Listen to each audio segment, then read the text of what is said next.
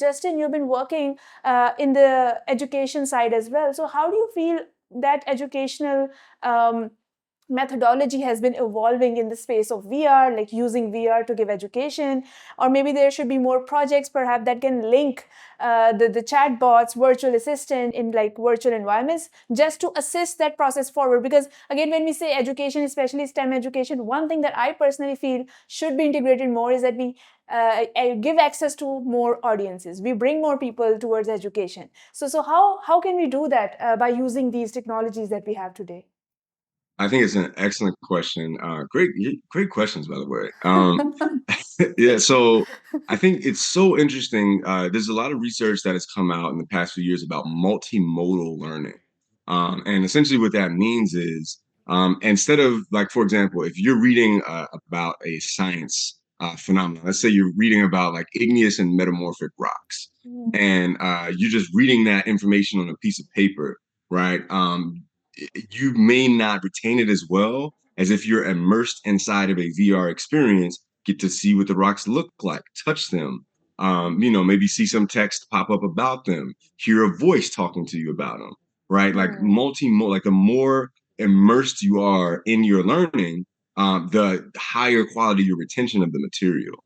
And so that's actually, I mean, and that just makes so much logical sense if you think about how humanity has learned things from the beginning, right? We're just like, if you go into a new country and you're immersed in that new country, you'll learn the language way faster than if you're just kind of practicing and studying in a book.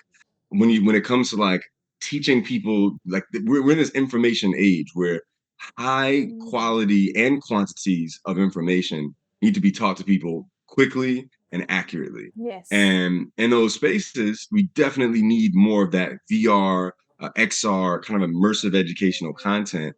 And when I kind of saw that bigger picture as I started studying about these new technologies, I was like, this is the forefront of my field. And if I want to actually be like a pioneer and an innovator, which in some ways I feel inspired to be, I have to keep pushing boundaries here, right? And so that means that I may not always be the person that everybody understands, right? I might be the weirdo with these creative ideas that seem far out. And that's actually the beginning of my career. I felt like was mostly that.